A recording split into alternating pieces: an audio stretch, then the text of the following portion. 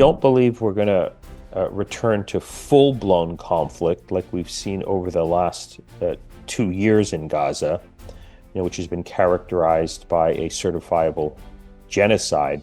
What we're going to see is a low-intensity conflict that still meets the definition of genocide. 3 days ago, Amnesty International issued a statement saying that despite this so-called ceasefire, the genocide in Gaza still continues. And they provided legal argument for why that's the case. Since this so-called ceasefire was announced on October the 9th, 347 Palestinians, including 116 children, have been killed, according to Amnesty International. And that tells us something about where we're headed. And I think the model here to understand what's going on is to look to Lebanon. Roughly a year ago, Israel and Lebanon had a ceasefire established between the two countries. And since that happened, Israel has been violating that ceasefire on a daily basis. There's been thousands of violations. And that's, I think, the model that's going to apply to Gaza right now. So because Israel is the stronger party and the Palestinian side is the much weaker party, Israel basically can do whatever it wants. And the United States and the West, and critically, the Arab and Islamic countries will do nothing about it. And so I think the ceasefire is not the so-called ceasefire is going to remain as it is based on the Lebanese model, that whenever Israel feels threatened, it will violate it, and the other side doesn't have the military means to respond back. And the powers that be in the West and in the Arab and Islamic world can at least claim to their own populations that the worst is over and we can just, move on to other things and hope that Donald Trump's peace plan, solidifies and turns into something that everyone can celebrate. So I think that's very much where we're headed.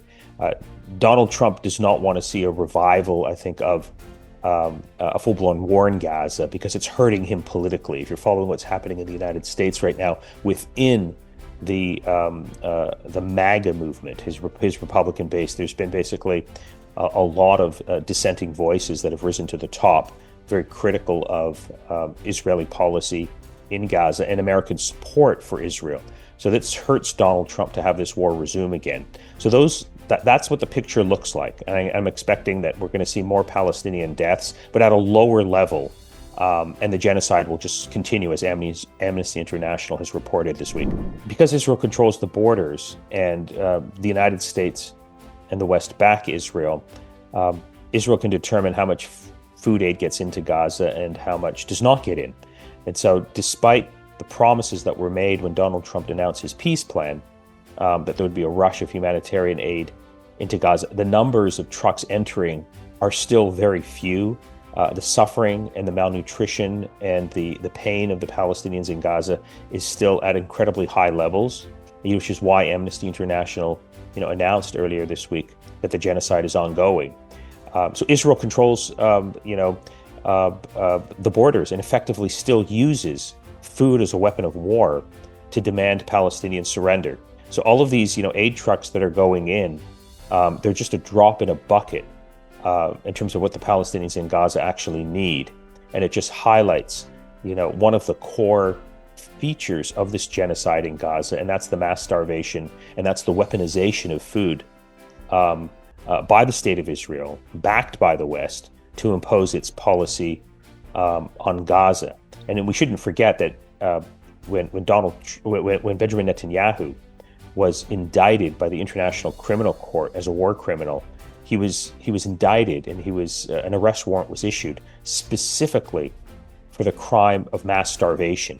So this is one of the core features of the horrific genocide in Gaza, and it continues very much up until today, notwithstanding the proclamations of the White House and of many Western governments that there is a ceasefire in place and that the war has allegedly been terminated. That technical committee that you reference, and that is, very much built into Donald Trump's peace plan, which now has the support of the UN Security Council, is very much a committee that will be controlled by this entity called the Board of Peace, which Donald Trump will be the head of, and then he will appoint its members. And it's widely viewed that Tony Blair, the notorious former British Prime Minister, architect and supporter of the Iraq War, and best friend to dictators and despots around the world, will play a central role. And part of this, a Board of Peace external, trusteeship by the British and the Americans over Gaza entails this Palestinian technocratic committee that will come in to, manage the daily affairs of the Palestinians in Gaza, effectively being a municipal authority to, collect the garbage, to ensure proper sanitation. This technocratic committee does not have any independence. It doesn't represent the will of the Palestinian people. It works very much in a subservient role to Donald Trump's Board of Peace and to the wishes and whims of the American and Israeli architects who designed this peace plan for Gaza. It's purported, its aim is to present, to the world that, look, the Palestinians do have a role in this peace plan for Gaza, because they will be brought into Gaza.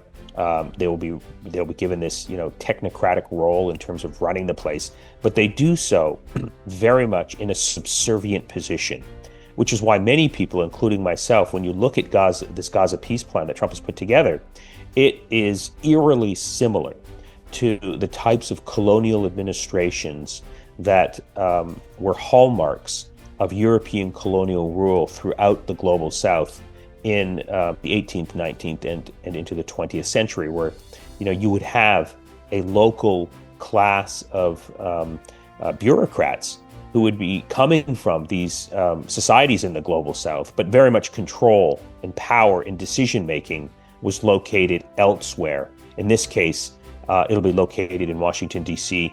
and in Tel Aviv. We have to be clear and we have to be honest when we talk about Gaza. Gaza no longer exists as a piece of territory that can sustain human life. When Jared Kushner, Donald Trump's notorious son-in-law and the architect of this peace plan for Gaza, was in Israel last time, and he was taken by the IDF to the border of Gaza, and he looked across the border. He described Gaza as a piece of territory that looked like it was hit by a nuclear bomb. Donald Trump has described Gaza as a demolition site.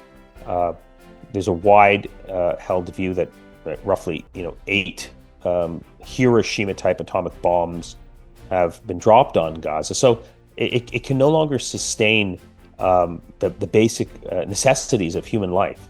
And so the population of Gaza have a very uncertain future. I suspect whenever there's an opportunity for them to leave Gaza to somewhere safer, they're going to leave because it's simply unlivable.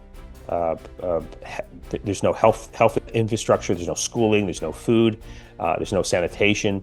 And we're starting to see sort of the signs of this when, about 10 days ago, it was reported that the Israelis coordinated with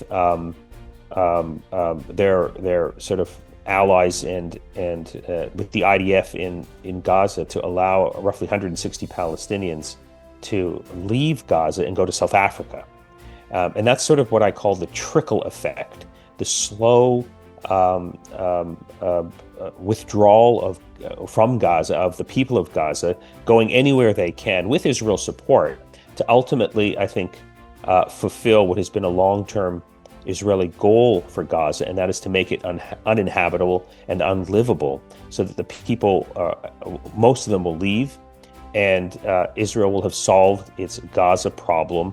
And then Jared Kushner and Donald Trump and Tony Blair can realize this vision that they have had and haven't abandoned from the beginning, to create a Riviera on the Middle East, sort of a Las Vegas in the Gaza Strip, with support from Arab and Muslim dictators, with the remaining Palestinian population doing the cleaning and the dirty work and the garbage collection, and then Donald Trump can claim, peace has arrived in the Middle East. I think that's very much the vision. I don't anticipate and I don't see reconstruction taking place, because half of Gaza is still controlled by Hamas.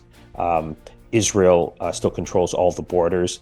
But the very much long-term vision for Gaza is very much the one that Donald Trump sort of articulated earlier this year, when he announced this idea of a Riviera in the Middle East, where there would be, wonderful business opportunities. And that effectively means that the Palestinian population, they're going to leave at the first opportunity, thus solving, what Israel has described in the past as, the demographic threat that they face from the Palestinian people.